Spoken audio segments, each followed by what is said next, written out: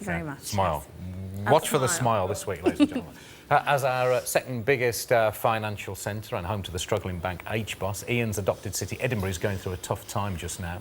But for 21 years and 17 bestsellers, it's been boosted by the doings of Detective Inspector John Rebus. So we asked Ian to tell us about his debt to the Scottish capital.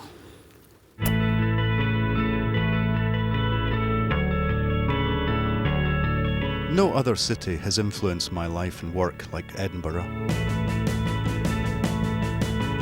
It's a place of secrets, and a place that knows how to hide them. It's a Jekyll and Hyde city.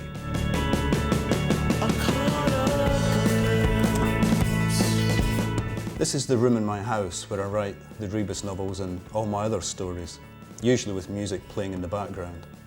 The stories end here, they don't begin here. They begin on the streets of Edinburgh. Edinburgh, the central character in everything I write. Edinburgh was blood-stained past, mingling with blood-stained present. Covenanters and commerce, banking and brothels, virtue and vitriol, underworld meeting overworld. I love Edinburgh, the Athens of the North, but it's also a schizophrenic city, a city of extremes and contrasts, the city of Miss Jean Brodie, but also Irvine Welsh's Trainspotting, of Jekyll and Hyde, of Catholic Hibs and Protestant Hearts. Edinburgh's Old Town grew inside the city's protective walls, built to withstand English attack, a craggy jumble of high buildings and sinister closes, the dark background for fictional and real-life crime. It was here as a student in the late 70s that I found the ideal place to research my first detective book. It was the Oxford Bar, usefully frequented by serving and retired policemen.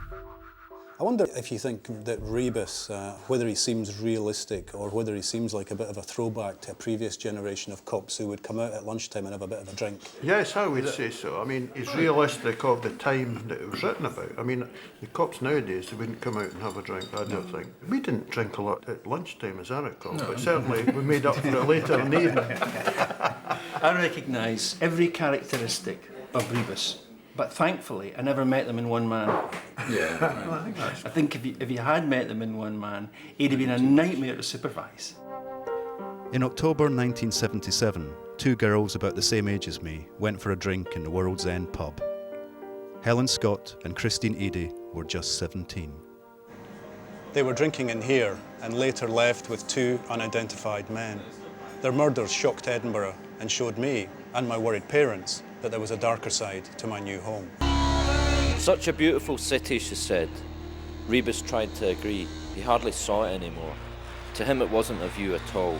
It was a crime scene waiting to happen. That mixture of beauty and criminality comes from unique history and geology. Thanks to Edinburgh's volcanic base, flatland was scarce. Old Town's high-rise was mirrored by building underground. It meant some of the cream of Edinburgh society was literally based on crime.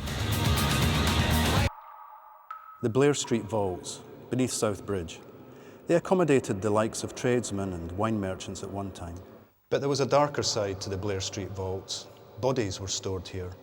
Bodies taken from their graves by the resurrectionists, the body snatchers. They would sell them to the medical men of Edinburgh for experiment and dissection. The overworld and the underworld living cheek by jowl. The establishment and the criminal classes working together. It's a bond that Rebus feels powerfully to this day. I found there was a rapport between the well-known criminals and the detectives. We were an occupational hazard as far as they were concerned. I mean, they would stop and speak to you if you were off duty. And these were quite hardened criminals, but there was this respect. There was a relationship. There was a relationship. I think Edinburgh's got a lot of facets to it because of its geography, because of its history, and because of the different communities that live within Edinburgh. I think that not only is it Jekyll and Hyde, not as the opposite sides of a coin, but it's actually like a 50-pence piece. There are that many aspects to it. And of course, where it becomes interesting is where these cross over and meet and match. And that's why it's a fascinating city. And that's why I think it's a bit different, actually, to most other cities that I know.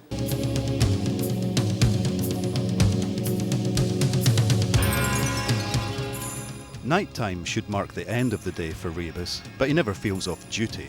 Instead, he watches the people he serves move between its bars and clubs. For them, drinking is fun. For him, it's a fear.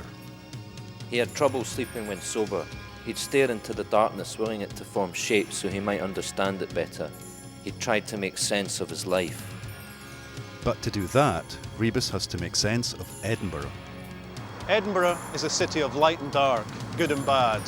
That makes it the city that it is. But it's my home and Rebus's home, and Edinburgh makes Rebus the man that he is.